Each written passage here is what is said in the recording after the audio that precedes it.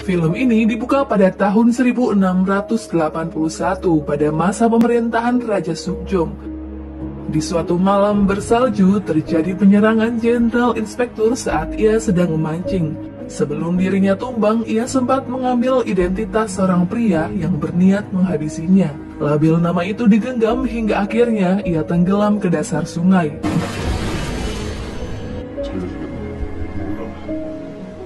Tak jauh dari sungai itu, sepasang budak yang akan kabur dikejar oleh prajurit kerajaan untuk menyerahkan diri.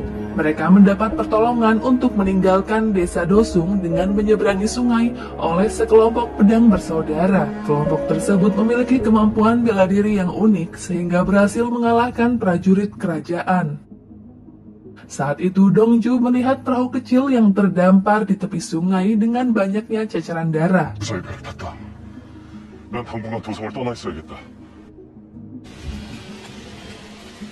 Dongju diketahui seorang pemusik istana yang berasal dari kasta rendah.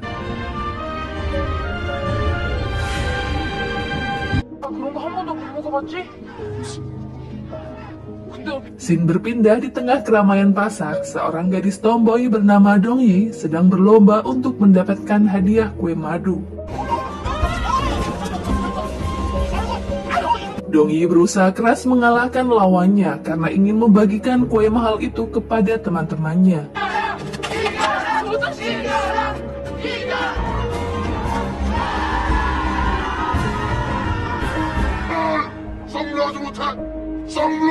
Dongyi yang seharusnya menang malah dianggap gagal karena ia mengambil jalan pintas.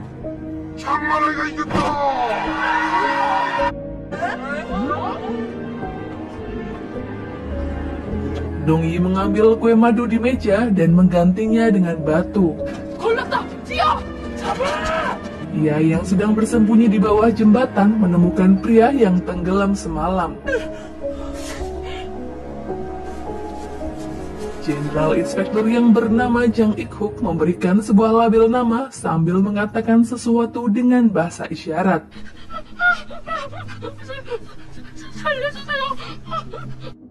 Dongyi mencari pertolongan kepada biro kepolisian. Pria itu meletakkan label nama yang ia genggam ke dalam tas Dongyi sebelum ia tewas.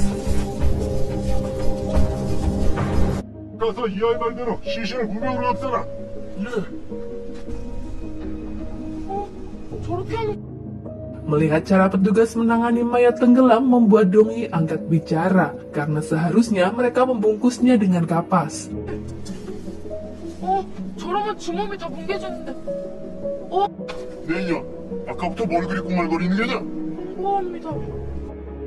Petugas mengatakan jika Dongyi tak perlu ikut campur, namun seorang letnan membenarkan ucapan Dongyi. Ia sangat terkesan dengan pengetahuan yang Dongyi miliki. Ternyata semua itu Dongyi ketahui karena ayahnya bekerja sebagai petugas autopsi mayat untuk pemerintahan.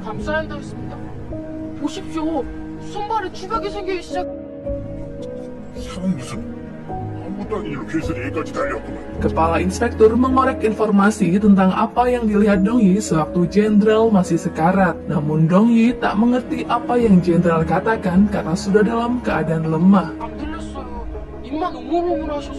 Rupanya peristiwa pembunuhan juga terjadi pada dua menteri dari dataran selatan. Polisi Seo menyelidiki kasus yang terbilang tak biasa dari waktu dan tempat kejadian.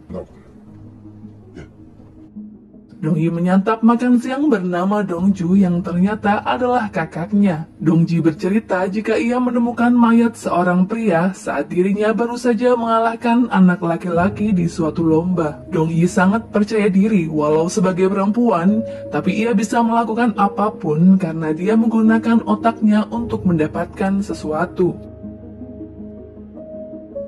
Ayah Dongji yang bernama Hyewon juga sudah mendengar tentang adanya kasus pembunuhan yang menimpa kaum bangsawan. Polisi Seo mengunjungi Hyewon. 5 tahun yang lalu, ayah Dongji meninggalkan pekerjaannya begitu saja. Tapi sepertinya Hyewon mempunyai alasan yang kuat untuk melakukannya. Ia mengkhawatirkan reputasi kepala polisi yang datang berkunjung ke desa kaum rendahan. Tapi polisi Seo tak memperdulikan tentang reputasi. Ia justru menganggap ayah Dongyi sebagai gurunya. Hyewon diminta untuk melakukan otopsi kepada 3 mayat bangsawan yang baru-baru ini ditemukan. Kemampuan analisa ayah Dongji memang luar biasa, karena tak butuh waktu lama ia berhasil mengetahui di mana kemungkinan tragedi pembunuhan itu terjadi. Hanya dari sisik ikan di tangan korban dan hangatnya arus sungai yang membuatnya bertahan selama beberapa jam. Polisi Seo rupanya sudah mencurigai siapa pelaku penyerangan itu, yang tak lain adalah kelompok kasta rendah dari pedang bersaudara.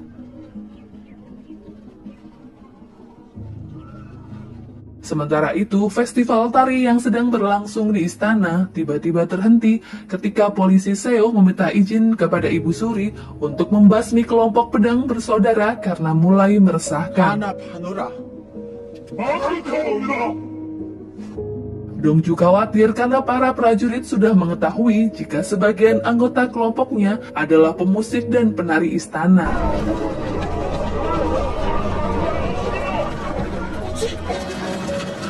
Setelah melakukan penangkapan kepada yang terlibat, Dongju mengajak Dongyi untuk bersembunyi.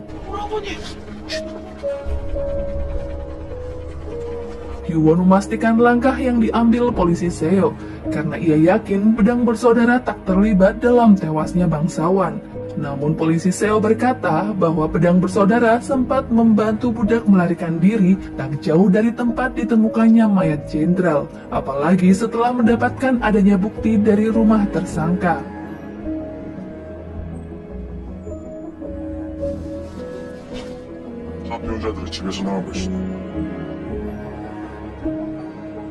Di tempat lain, seorang pria bernama Taesuk tengah merencanakan sesuatu bersama keponakannya yang bernama Oh Hyun. Dari perbincangan itu mengarah jika kedua orang ini yang telah menyingkirkan 3 bangsawan karena alasan perebutan kekuasaan.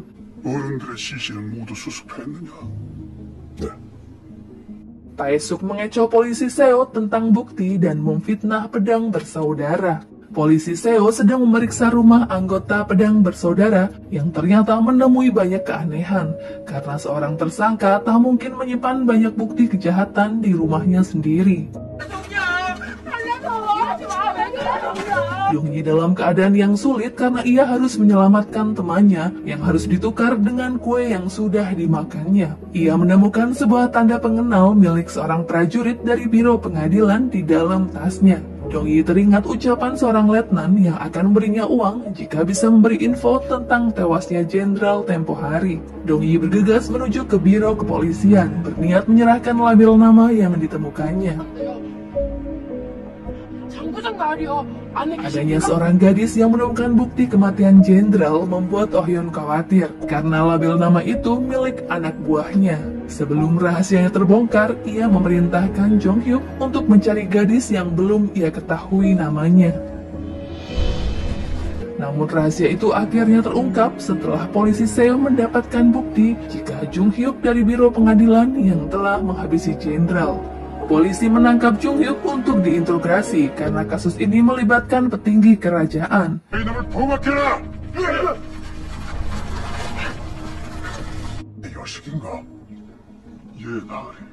Polisi Seo memuji keberanian Dongji yang sangat membantunya untuk mengungkap kasus ini. Namun masih ada satu hal yang belum terungkap.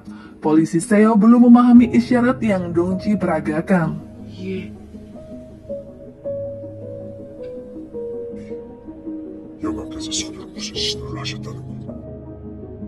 Oh Hyun melaporkan tertangkapnya Jung Hyuk yang kini berada di penjara. Taesuk mulai panik, ia berniat menyingkirkan semua orang yang bisa membahayakan kedoknya.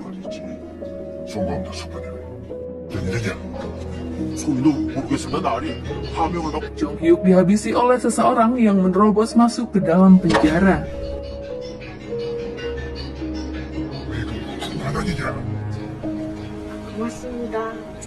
Setelah memberikan kesaksiannya, Dongyi membeli kue madu untuk membebaskan temannya. Ia disapa oleh seseorang yang dapat melihat dengan mata batin jika Dongyi memiliki pancaran berkah dari surga. Walau saat ini ia juga menerawang adanya bahaya besar yang sedang mengincar Dongyi.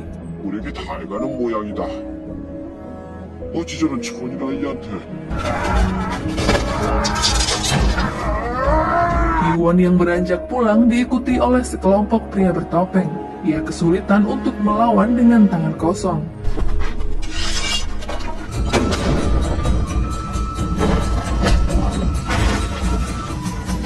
Tiba-tiba, anggota pedang bersaudara yang bernama Chunso datang untuk menyelamatkannya. Yuwon mengira serangan itu berkaitan dengan kasus yang sedang dituntaskan polisi Seo, yang juga berujung pada keselamatan Dongji sebagai saksi.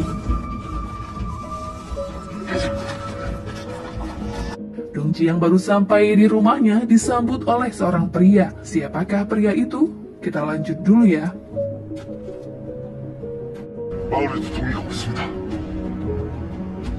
Yuwon sangat panik mengetahui anak gadisnya tak berada di rumah maupun di sekitar desa. Ia memerintahkan untuk mengumpulkan semua anggota di markasnya. Ternyata pedang bersaudara adalah kelompok rahasia yang diketuai oleh Yuwon karena peduli dengan kaum budak yang selalu tertindas. Dongyi tampak baik-baik saja karena sedang berada di dalam rumah bersama seseorang yang akan menemuinya. Siapakah pria misterius itu? Nantikan video selanjutnya ya guys. Buat kalian yang suka, jangan lupa untuk di like, komen, dan subscribe.